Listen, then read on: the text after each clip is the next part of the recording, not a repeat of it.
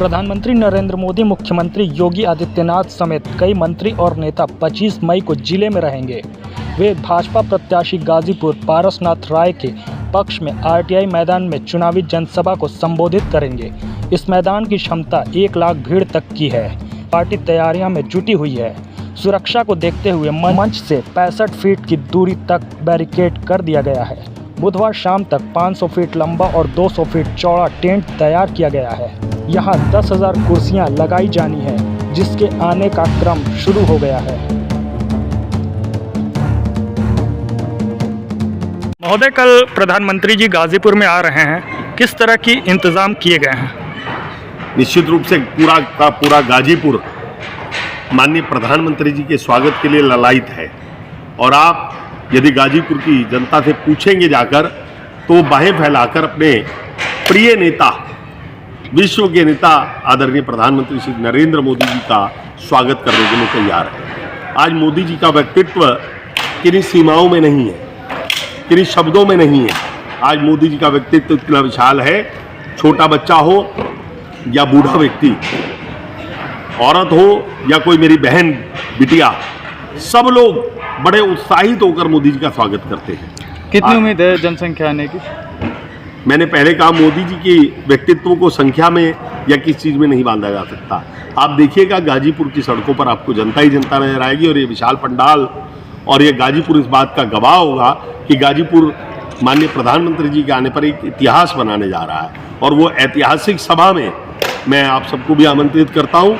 और आज पूरी जनता को भी हमने आमंत्रण देने का काम किया। हमने घर घर जाकर, गली गली जाकर जनता को आमंत्रित करने का काम किया है। हमारे कार्यकर्ता तो लगे ही हुए हैं, लेकिन जहाँ जहाँ देखिए आज जनता भी मोदी जी के आने के लिए निमंत्रण ले नहीं रही, लोगों को दे रही है। महोदय, गर्मी देखा जा रहा है, तापमान बढ़ता जा रहा है, इस तरह से पब्लिक के लिए क्या इंतजाम किए गए हैं? पब्लिक के लिए जो भी इंतजाम होने थे, टेंट का इंतजाम, पानी का इंतजाम, उन लोगों के लिए सुविधा के लिए जो भी कुछ किया जा सकता हम सब प्रकार से कर रहे हैं।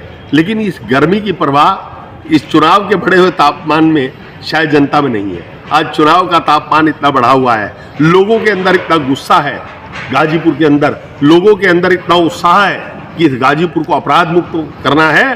पश्चिम अपराध मुक्त हुआ है, अब पूरब की बारी है। वहाँ के जो पश्चिम के राजनीतिक माफिया थे, आपराधिक माफिया थे, वो घर बैठने का काम हुआ।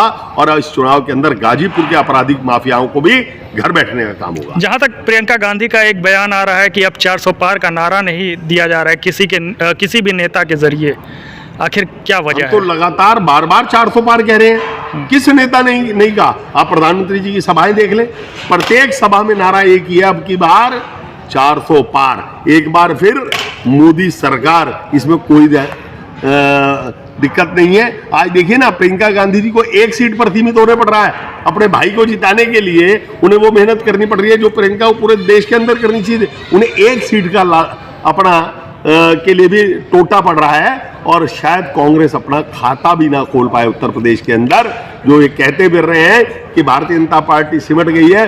भारतीय जनता पार्टी अपना बहुमत पिछले 4 चरण के अंदर ही पार कर चुकी है। अब तो हमें बहुमत से पार होकर 400 पार जाना है। महोदय, एक आखिरी सवाल था कि गाजीपुर में फिलहाल आप खड़े हैं और यहाँ पे उम्मीदवार पारसनाथ राय जी हैं और बसपा प्रत्याशी उमेश सिंह का एक बयान है कि भाजपा जो है शिक्षा माफिया को टिकट दे दी है। ये उनकी सोच का फर्क है। एक टीचर, एक शिक्षक हमेशा सम्मान के योग्य होता है, और उस शिक्षक के बारे में इसलिए टिप्पणी करना उनकी छोटी मानसिकता दिखलाती है। मैं उनके ऊपर कोई टिप्पणी नहीं करूंगा, क्योंकि वो भी एक प्रत्याशी हैं। हमारा ये धर्म नहीं है कि हम किसी के ऊपर इस प्रकार की किसी के चरित्र पर टिप्पणी करें, लेकिन हर व्यक्ति को अपने चरित्र के बारे में खुद से सोचना चाहिए, वो क्या है, तब दूसरे के बारे में। पारसनाथ जी एक स्वच्छ छवि के व्यक्ति, एक सम्मानित व्यक्ति, एक संघ के कार्यकर्ता, जिन्होंने पूरे जीवन भर सेवा के भाव से किसी भी क्षेत्र में रहे हो काम किया है। आज वो देखिएगा पूर्ण बहुमत से जीतेंगे, एक रिकॉर्ड मतों से, लाखों मतों से वो विजयी होने जा रहे हैं। नेताजी अखिलेश यादव जी का एक बयान है कि मोदी जी अडानी लोग का माफ कर दे रहे हैं लोन, लेकिन यही गरीब किसानों का माफ नहीं कर रहे हैं। मैं अखिलेश जी से पूछना चाहूंगा, आपने लंबे समय तक उत्तर प्रदेश के अंदर सत्ता संभाली, आज योगी जी की सरकार ने करोड़ों लोगों को आवास देने का काम किया, आपने क्यों नहीं किया? इसका क्या जवाब है आपके पास? आज मोदी और योगी ने लाखों नहीं करोड़ों लोगों के घर में शौचालय निर्माण कराने का काम किया। आपने क्यों नहीं किया? आपको तो केवल अपना परिवारवाद याद आया। आज भी ये यादवों की बात करें तो आपके 5-5 आपके परिवार के लोग लड़ रहे हैं। और जहां तक आर्थिक बात है, केवल आप लोगों ने अपने आर्थिक विकास का काम किया। आज गरीब को आयुष्मान कार्ड से लेकर और उज्ज्वला योजना तक गरीबों की आंखों को से दिल तक को सुरक्षित करने का काम केवल और केवल और केवल मोदी जी ने किया और योगी जी ने किया। अखिलेश जी अपनी सरकार की उपलब्धियां गिन लें और हमारी सरकार की उपलब्धियां गिन लें, जमीन और आसमान का अंतर मिलेगा। नेताजी, एक आखिरी प्रश्न, मोदी जी का आगमन कितने बजे हो रहा है गाजीपुर में? मोदी जी लगभग हम 2 बजे के लगभग आएंगे और पूरी जनता से हमने 1:30 बजे का आग्रह करा है, तो 2 बजे के लगभग मोदी जी आएंगे। बहुत बहुत धन्यवाद।